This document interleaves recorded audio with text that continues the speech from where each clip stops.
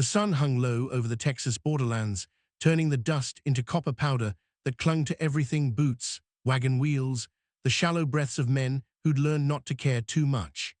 The auction yard sat just outside a town too small to have a name on any map, a place where the law stopped asking questions years ago and mercy died quiet in the dirt.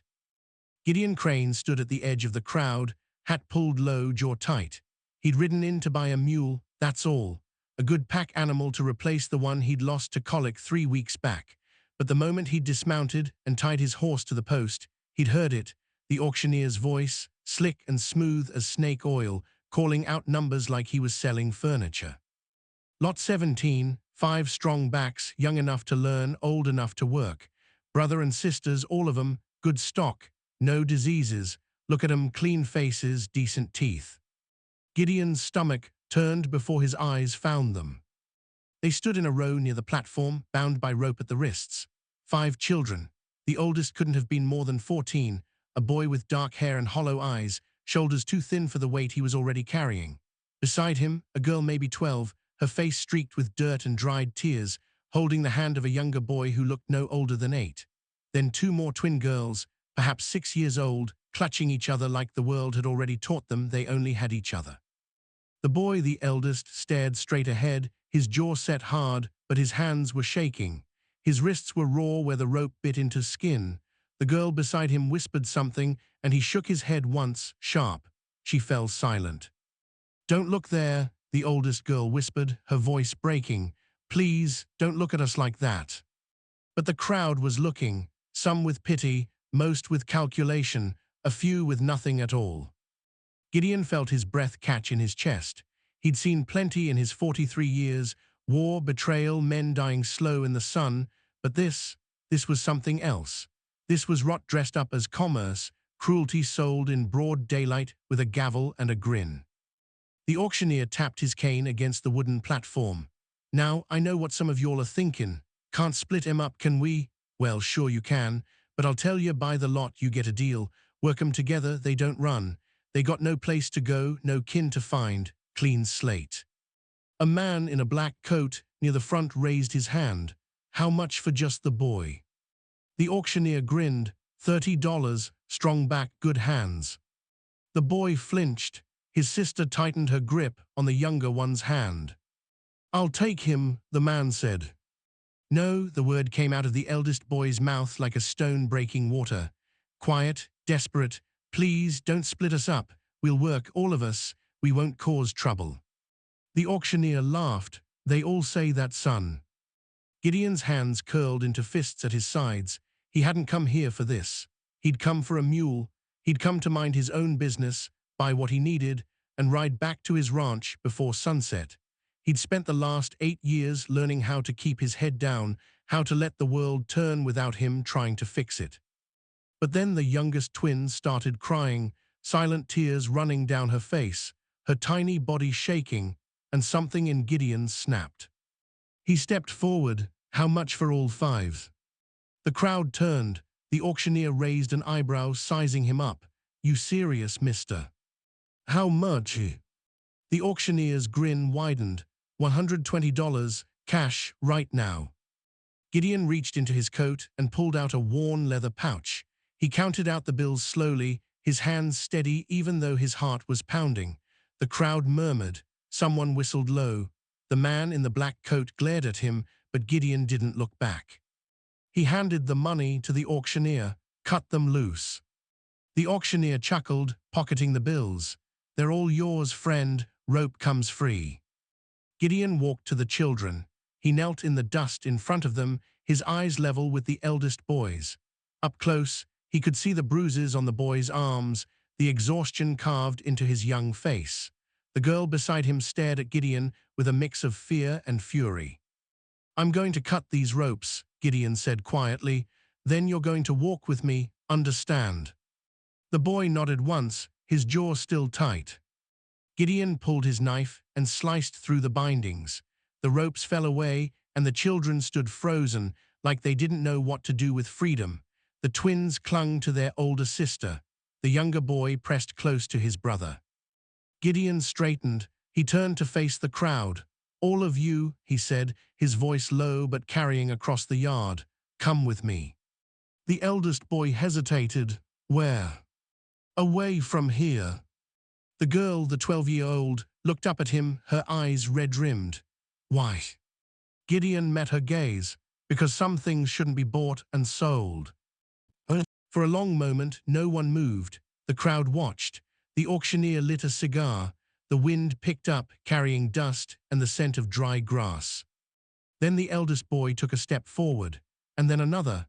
His siblings followed, silent and trembling, tears streaming down their faces. Gideon led them through the crowd, past the wagons, past the men who looked away and the men who didn't. He untied his horse and gestured for the children to follow. They walked in a line behind him, small and scared and alive. No one stopped them. As they reached the edge of the yard, Gideon glanced back once. The auctioneer was already calling out the next lot. The crowd had turned away. The world kept moving, indifferent and cold. But 5 children walked free. And Gideon Crane, who'd spent 8 years trying to forget what it felt like to stand for something, felt the weight of that choice settle into his bones. They walked in silence for nearly half a mile before the eldest boy spoke. What's your name, mister? Gideon. I'm Jacob. This is Mary, Thomas, and the twins, Eliza and Hannah. Gideon nodded. You got family anywhere? Jacob's face hardened. No, not anymore. Gideon didn't press. He'd seen that look before. He'd worn it himself. They walked until the auction yard was nothing but a smudge of dust on the horizon. The sun dipped lower, painting the sky in shades of amber and blood. The children followed, quiet and uncertain, their shadows stretching long behind them. Gideon didn't know what came next. He didn't know how to explain this to his ranch hands or what he'd do with 5 children who had nowhere else to go. He only knew one thing. He'd made a choice, and for the first time in 8 years, it felt like the right one. They reached Gideon's ranch just after dusk. It was a modest spread, a main house built from weathered timber, a barn with a patched roof, corrals that needed mending, and a well that still ran clean. The land stretched out in all directions, dry and stubborn, but honest. Gideon had worked it alone for the better part of a decade, and it showed in the quiet efficiency of everything he'd built. The children stood in the yard, uncertain. Jacob kept his siblings close, his hand on Thomas's shoulder. Mary watched Gideon with suspicious eyes. The twins clung to each other, their faces pale in the fading light. Gideon dismounted and tied his horse. There's a bunkhouse out back. It's clean. You'll sleep there tonight. I'll bring food. Jacob stepped forward. Why'd you do it? Gideon paused. Do what? By us, you didn't have to. Gideon looked at the boy, at the fierce pride barely holding back the fear, at the way he stood like a shield between his siblings and the world. No, Gideon said quietly, I didn't. So why? Gideon didn't answer right away. He turned and walked toward the house, then stopped at the door. Because 8 years ago, I didn't, and I've regretted it every day since. Jacob frowned. What do you mean? Gideon's hand tightened on the doorframe. He didn't turn around. Your last name, what is it? Carter, Jacob said. Jacob Carter. The world tilted. Gideon's breath caught in his throat. He turned slowly, his eyes locking onto Jacob's. Carter, he repeated, his voice rough. Samuel Carter's boy. Jacob's face went white. You knew my father. Gideon closed his eyes. Yeah, I knew him. Mary stepped forward, her voice sharp. How? Gideon opened his eyes and looked at them, all 5 of them, standing in his yard like ghosts from a past he'd tried to bury. During the war, he said quietly, your father and I served together, same regiment, we were friends. Jacob's jaw tightened. What happened? Gideon's throat felt like sandpaper. After the war ended, I went home.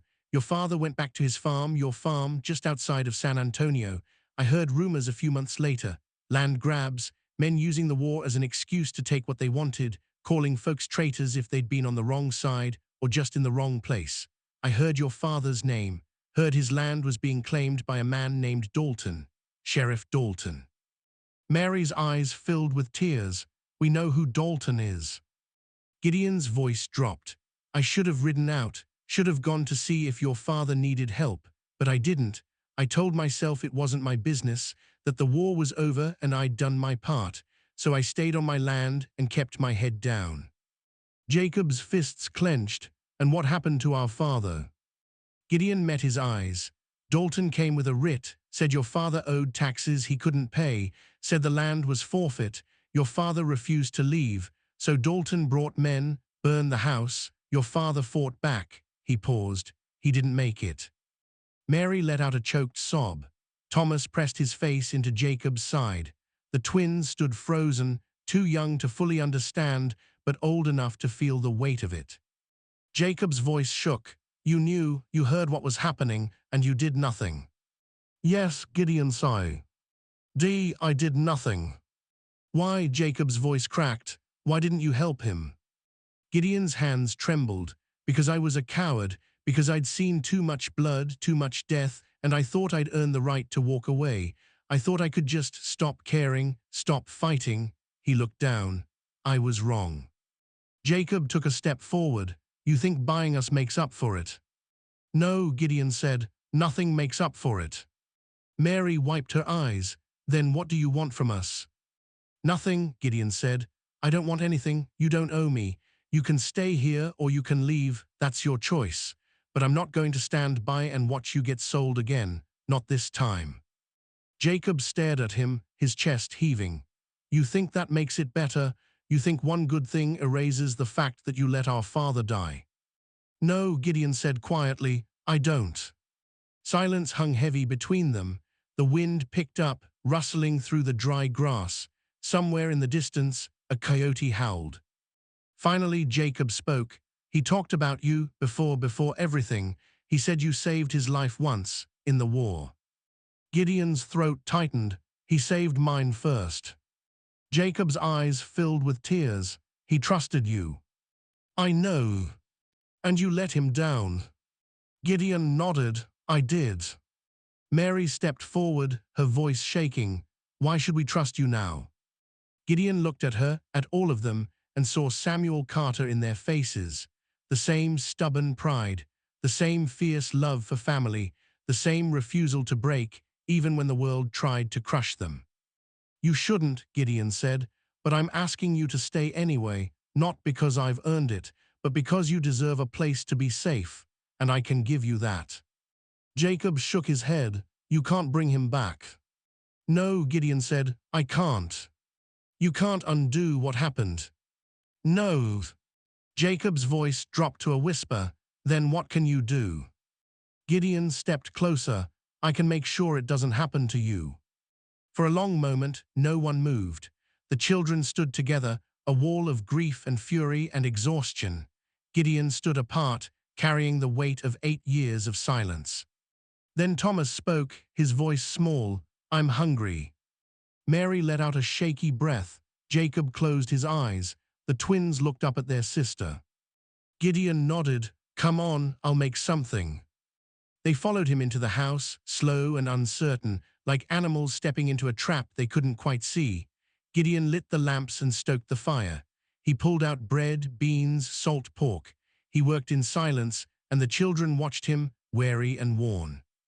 When the food was ready, Gideon set it on the table. The children ate like they hadn't seen a meal in days, because they probably hadn't. Gideon didn't eat. He just watched them and felt the ghost of Samuel Carter sitting in the corner, silent and accusing. When they were finished, Jacob looked up. You can't make this right. I know, Gideon said. But we'll stay, for now. Gideon nodded, all right. Jacob stood, come on, let's get the little ones to bed. The children filed out, and Gideon was left alone in the dim light of his kitchen, staring at the empty plates and the shadows on the wall. He'd made a choice 8 years ago, and he'd made another one today. He just hoped this time it wouldn't come too late. 3 days passed in uneasy peace. The children settled into the bunkhouse. Gideon gave them clothes, blankets, work to do small things, nothing heavy. Jacob helped mend fences. Mary tended the garden. Thomas fed the chickens. The twins followed Gideon around like shadows, silent and watchful. It wasn't trust, but it was a start. On the fourth day, the dust came. Gideon saw it from the porch, riders, maybe 6 or 7, moving fast across the flatland. He set down his coffee and reached for the rifle propped against the wall. Jacob appeared beside him, his face tight. "Who is it?" Gideon squinted into the distance. "Don't know yet. Get your siblings inside." Jacob didn't move. "If it's trouble." "Inside," Gideon said firmly. "Now." Jacob hesitated, then turned and ran. Gideon watched the riders approach, his pulse steady but his mind racing. He recognized the way they moved, organized, deliberate, not drifters, not bandits. "Lord!" The riders pulled up in front of the house. 6 men, all armed, and at the front, a man Gideon hadn't seen in 8 years but recognized instantly. Sheriff Dalton. He was older now, gray creeping into his beard, but his eyes were the same, cold and calculating, the eyes of a man who measured everything in profit and loss. He wore a silver star on his chest and a revolver on his hip, and he smiled when he saw Gideon. "Gideon Crane," Dalton said, his voice smooth. "Been a long time." Gideon didn't move, not long enough. Dalton chuckled. "Still got that mouth, I see. Thought the war might have knocked some sense into you." "What do you want, Dalton?" Dalton leaned back in his saddle, his eyes sweeping over the ranch. "Heard you made a purchase a few days back, 5 CH. Ildren, that true?" Gideon's grip tightened on the rifle. "What's it to you?" "Well, see, those children were sold legally. Auction was sanctioned by the county, all proper-like. But here's the thing, turns out they're runaways. Property of the state, pending settlement of their father's debts." "Their father's dead," Gideon said flatly. "You killed him." Dalton's smile didn't waver. "Samuel Carter was a debtor and a traitor. He refused to pay what he owed. I enforced the law. That's my job." "You stole his land." "I claimed what was legally owed. There's a difference." Gideon took a step forward. "You burned his house with his wife inside." Dalton's eyes hardened. "Accidents happen in a fire. Now, are you going to hand over those children, or are we going to have a problem?" "They're not going anywhere." Dalton sighed. "Gideon, don't be stupid. You bought them at an illegal auction. That sale's void. Those kids belong to the state until their debts are cleared. That's the law." "Then the law's a goddamn lie." One of Dalton's men shifted in his saddle, his hand moving toward his gun. Dalton held up a hand, stopping him. "Easy, boys. Gideon's just confused. War does that to a man." He looked back at Gideon. "I'm giving you a chance here. Hand them over and we'll forget you interfered. Keep them and I'll arrest you for obstruction. Maybe worse." Gideon leveled the rifle. "Get off my land." Dalton's smile faded. "You really want to do this? You against 6 armed men? You think that ends well for you?" "Maybe not," Gideon said, "but I'm not giving you those kids." Dalton's jaw tightened. He glanced at his men, then back at Gideon. "You know what your problem is, Crane? You think you're noble. You think standing up for the downtrodden makes you a hero, but all it makes you is a fool, and fools don't live long out here." "Maybe," Gideon said, "but I'll sleep better than you." Dalton stared at him for a long moment, his eyes unreadable. Then he nodded slowly. "All right, have it your way, but this isn't over. I'll be back, and next time I won't ask." He turned his horse and gestured to his men. They rode out, slow and deliberate, dust rising in their wake. Gideon watched until they were nothing but specks on the horizon. Then he lowered the rifle and let out a breath he didn't know he'd been holding. The door creaked behind him. Jacob stepped out, pale but steady. "He's not going to stop, is he?" "No," Gideon said, "he's not." "Then what do we do?" Gideon turned to look at the boy, at Samuel Carter's son, standing in the shadow of his father's death, still refusing to break. "We hold the line," Gideon said quietly, "for as long as we can." Jacob nodded. "Then we'll hold it together." Gideon felt something shift in his chest. Not forgiveness, not redemption, but something close. Yeah, he said, together. They stood on the porch as the sun climbed higher and the dust settled and the weight of what was coming pressed down on them both. Dalton would be back, and when he came, it wouldn't be with words. But Gideon Crane had made his choice. And this time, he wouldn't run. So here's the question I need you to think about. If you were Gideon, knowing what holding that line might cost, not just for you, but for 5 children who'd already lost everything, would you have stood your ground? Or would you have found another way? Pour yourself a cup of tea, take a breath, and think about that. And if you're still with me, tap subscribe so you don't miss how this turns out. Tell me what time it is where you're at right now. Because what happened next changed everything. That night, Gideon sat on the porch long after the children had gone to bed. The stars stretched overhead, cold and distant, and the wind carried the scent of sage and dust. He cleaned his rifle, checked the ammunition, and tried not to think about how badly outnumbered he was. The door opened behind him. Jacob stepped out, barefoot, a blanket wrapped around his shoulders. "Can't sleep?" Gideon asked. Jacob shook his head. "Kept thinking about what you said, about my father." Gideon set the rifle down. "What about it?" Jacob sat down beside him. "You said he saved your life." "He did." "What happened?" Gideon was quiet for a moment. Then he spoke, his voice low. "It was near the end of the war. We were pinned down in a farmhouse, surrounded. I'd taken a bullet in the leg, couldn't walk. Your father could have left me, should have, but he didn't. He carried me out on his back through gunfire across 1/2 mile of open ground, got shot twice doing it, but he got me out." Jacob stared at the ground. "He never told us." "He wouldn't have," Gideon said. "That's the kind of man he was." Jacob's voice broke. "I miss him." "I know." "I don't know how to take care of them," Jacob whispered. "Mary, Thomas, the twins, I don't know what to do." Gideon looked at the boy, 14 years old, carrying the weight of a family on shoulders too young and too thin. "You're doing it," Gideon said quietly. "You're keeping them together, that's what matters." "But what if it's not enough?" "It is," Gideon said. "Your father would be proud of you." Jacob's tears fell silent in the dark. Gideon didn't reach out, didn't try to comfort him.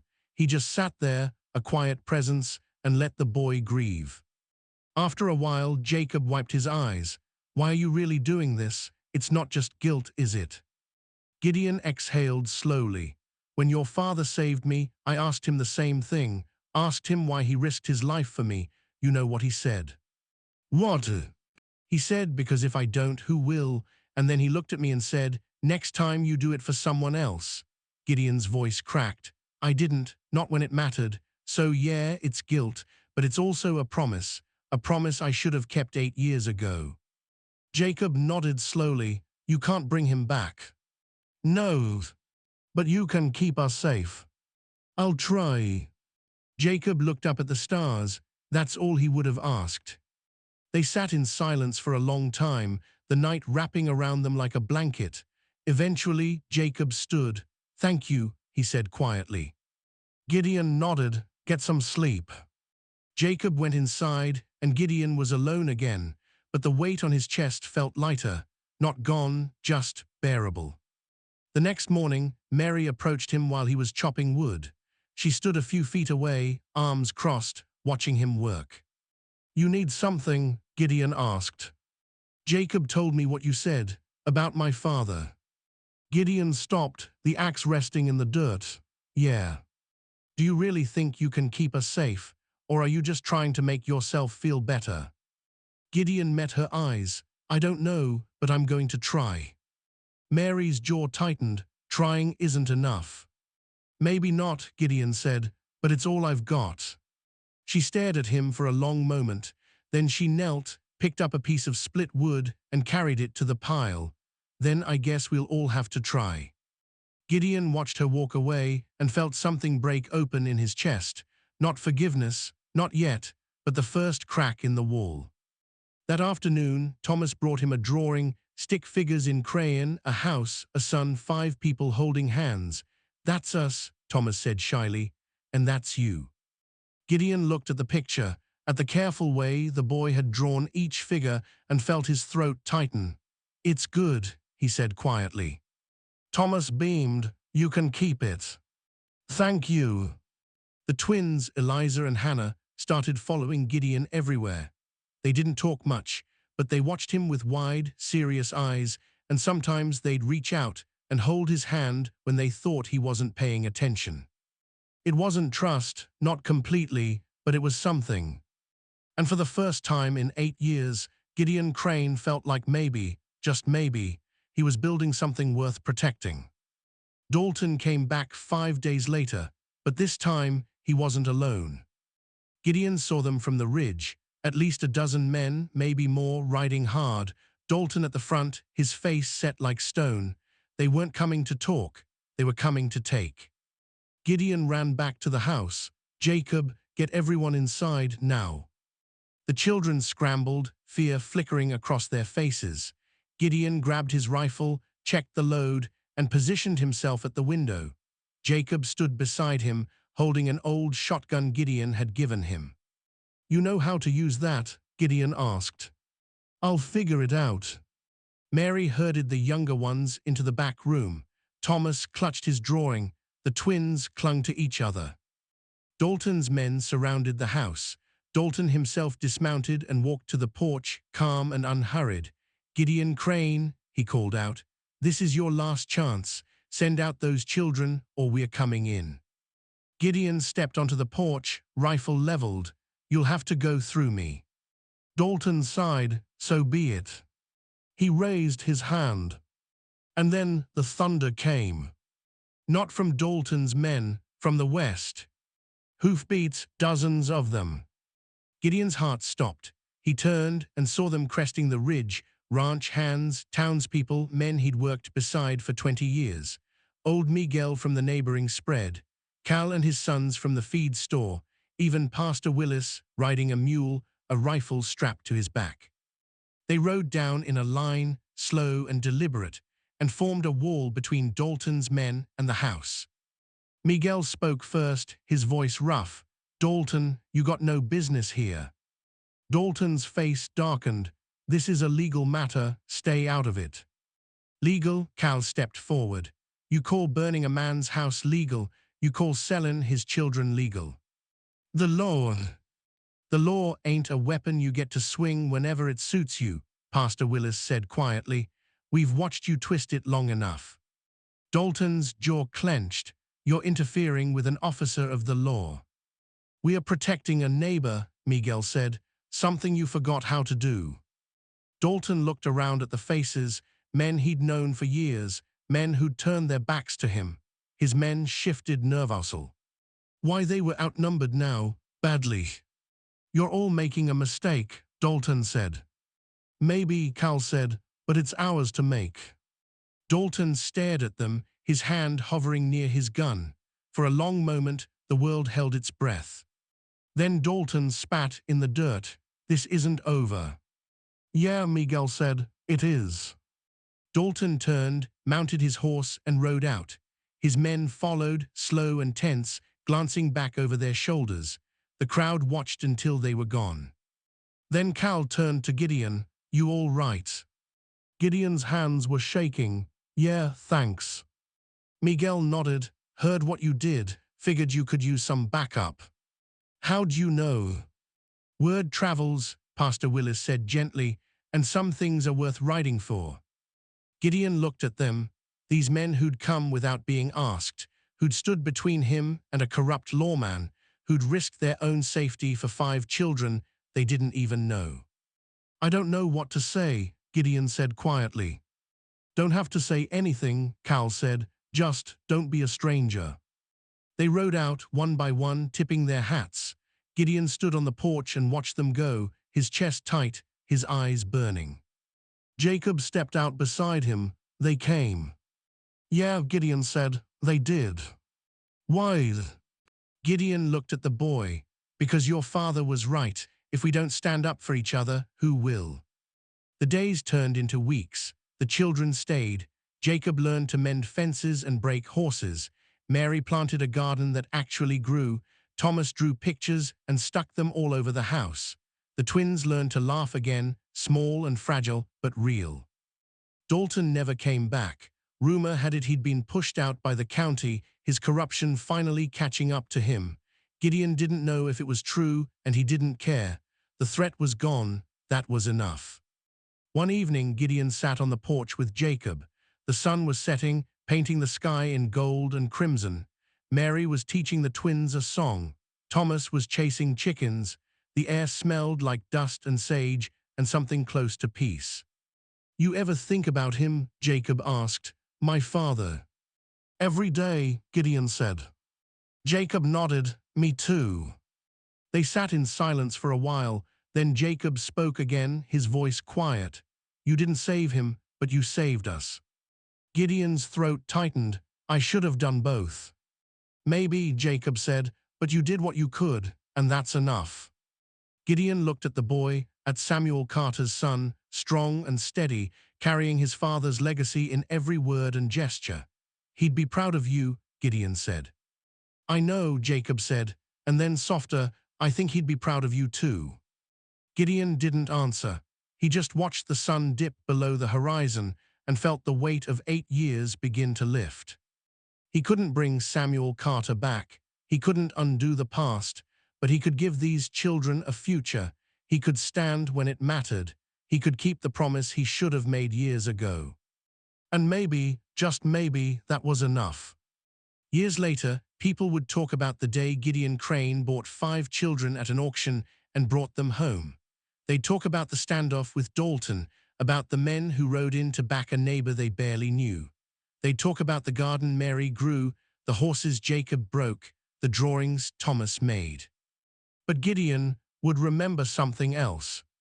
He'd remember the way Jacob looked at him on that porch, the sunset behind him, and said, "You did what you could." He'd remember the sound of the twins laughing. He'd remember the weight lifting, slow and steady, like a debt finally paid. And when he closed his eyes at night, he'd see Samuel Carter standing in the doorway, smiling, and saying the words Gideon had spent 8 years trying to hear. "You did good." The sun dipped lower. The children's voices rose in song. And Gideon Crane, who'd spent so long running from the past, finally learned to live in the present. The wind stirred the dust. The stars began to appear. And somewhere out there, in the wide and open west, 5 children who'd been bought and sold found a place to call home.